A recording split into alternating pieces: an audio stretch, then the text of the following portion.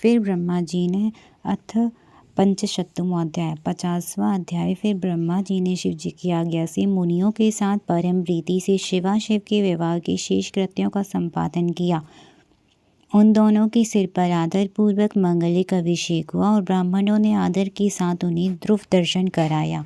हे विप्रेंद्र, उसके बाद हृदयालंबन का कर्म तथा बड़े महोत्सव के साथ स्वस्ति वाचन हुआ। ब्राह्मणों की आज्ञा से शंभु ने शिवा को मांग में सिंदूर लगाया। उस समय गिरिजा अत्यंत अद्भुत अवर्णीय रूपवती हो गई। तत्पश्चात ब्राह्मणों की आज्ञा से दोनों एक आसन पर विराजमान हुए और भक्तों के चित्त को आनंद देने वाली अपूर्व शोभा से संपन्न हो गए। हे मुनि, तदंतर अद्भुत लीला करने वाले उन दोनों ने अपने स्थान पर आकर ब्रह्म जी की आज्ञा से प्रसन्नता पूर्वक संस्रव प्राशन किया। इस प्रकार विवाह यज्ञ की विधिवत संपन्न हो जाने पर प्रभु शिव ने लोककर्ता ब्रह्मा को पूर्ण पात्र का दान दिया। तत्पश्चात शिव जी ने आचार्य को विधि पूर्वक गौदान दिया और मंगल प्रदान करने वाले जो अन्य महादान हैं उन्हें भी बड़े प्रेम से दिया। उसके बाद उन्होंने बहुत से ब्राह्मणों को अलग अलग 100 सुवर्ण मुद्राएं, करोड़ों रत्न तथा अनेक प्रकार के द्रव्य दिए। उस समय सभी देवगण एवं अन्य चराचर जीव हृदय से अत्यंत प्रसन्न हुए और जोर जोर से जय ध्वनि होने लगी। सभी और मंगल ध्वनि के साथ गान होने लगा और सबके आनंद को बढ़ाने वाली रम्य वाद्य ध्वनि होने लगी। उसके बाद मेरे साथ विष्णुदेव तब मुनिगण तथा अन्य लोग हिमालय से आज्ञा लेकर प्रसन्नता पूर्वक अपने अपने निवास स्थान को गए। उस समय हिमालय के नगर की स्त्रियां प्रसन्न होकर शिव को लेकर दिव्य कोहबर घर में गईं। वहाँ पर वे स्त्रियां आदर के साथ लौकिकाचार करने लगीं। चारों ओर आनंद प्रदान करने वाला महान उत्सव फैल गया। उसके बाद उन सब ने लोगों का कल्याण करने वाले उन शिवा को महादिव्य निवास स्थान ले जाकर प्रसन्नता पूर्वक लौकिकाचार किया। तत्पश्चात हिमालय की नगर की स्त्रियां समीप में आकर मंगल कर्म करके दंपति के घर को ले गईं। वे जय जयकार ग्रंथि बंधन खोलने लगी। उस समय वे कटाक्ष करते हुए मंद मंद हंस रही थी और उनका शरीर रोमांचित हो रहा था। अग्नि में घी की आहुति देकर स्त्रवा में अविष्टित घृत को जलयुक्त प्रोक्षणी पात्र में डालने की विधि है। प्रत्येक आहुति में ऐसा किया जाता है। प्रोक्षणी पात्र में डाले हुए घी को ही संस्त्रव कहते हैं। वे श्रेष्ठ स्त्रियां वासगृह में प्रवेश करते ही मोहित हो गईं और सुंदर रूप और वेश वाले संपूर्ण लावण्य से युक्त नवीन यौवन से परिपूर्ण कामनियों के चित्त को मोहित करने वाले मंद मंद मुस्कान युक्त प्रसन्न मुखमंडल वाले कटाक्ष अत्यंत सुंदर अत्यंत सूक्ष्म वस्त्र धारण किए हुए और अनेक रत्नों से विभूषित परमेश्वर को देखते हुए अपने अपने भाग्य की प्रशंसा करने लगी। उस समय 16 दिव्य नारियां बड़े आदर के साथ इन दंपति को देखने के लिए शीघ्र ही पहुंच गई। सरस्वती, लक्ष्मी, सावित्री, जानवी, आदिति, सची, लोपामुद्रा, अरुंधति, अहिल्या, तुलसी, स्वाहा, रोहिणी, वसुंधरा, सतरूपा, संध्या, रति ये देव स्त्रियां हैं। अन्य जो मनोहर देव कन्या एवं मुनि कन्याएं वहाँ स्थित थे उनकी गणना करने में कौन समर्थ है। उनके द्वारा दिए गए रत्न के आसन पर शिवजी प्रसन्नता के साथ बैठे। इसके बाद सब देवियां क्रम से मंद मंद हंसती हुई उनके मधुर वचन कहने लगी।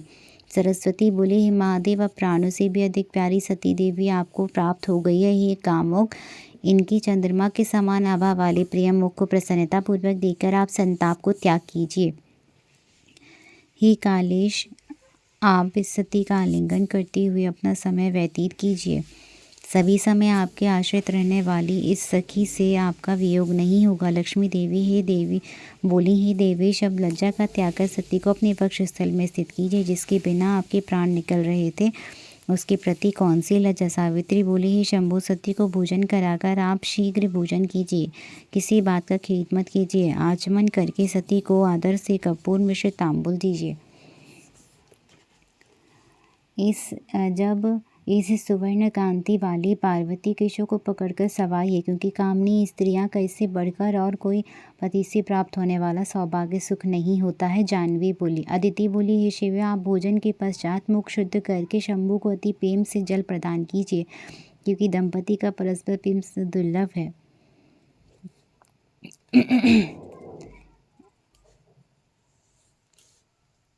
जिसके लिए आप मोहवश विलाप करते करते सची बोली दर दर भटक रहे थे, उस शिवा को वक्ष स्थल पर धारण कीजिए। उस प्रिया को अपने प्रति लज्जा क्यों?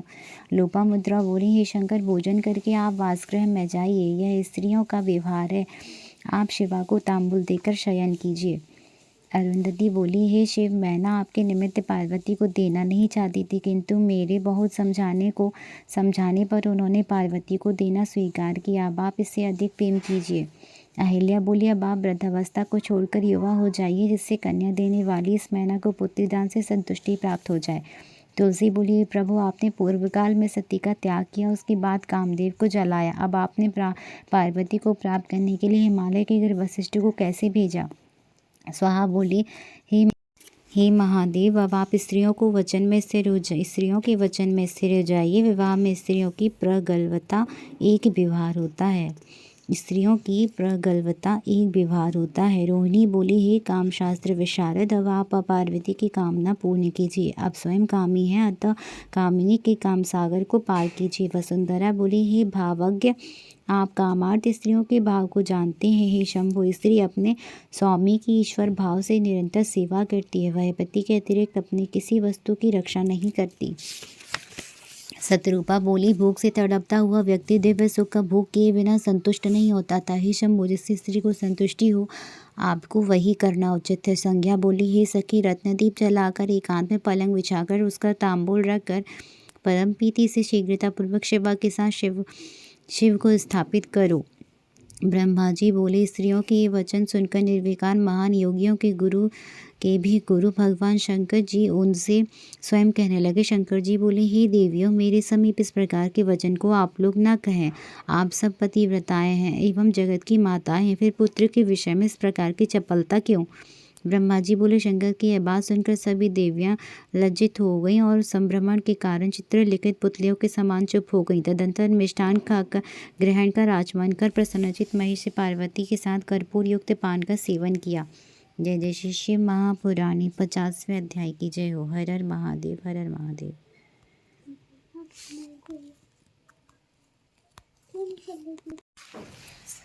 Subscribe this channel for complete Shiv Mahapuran.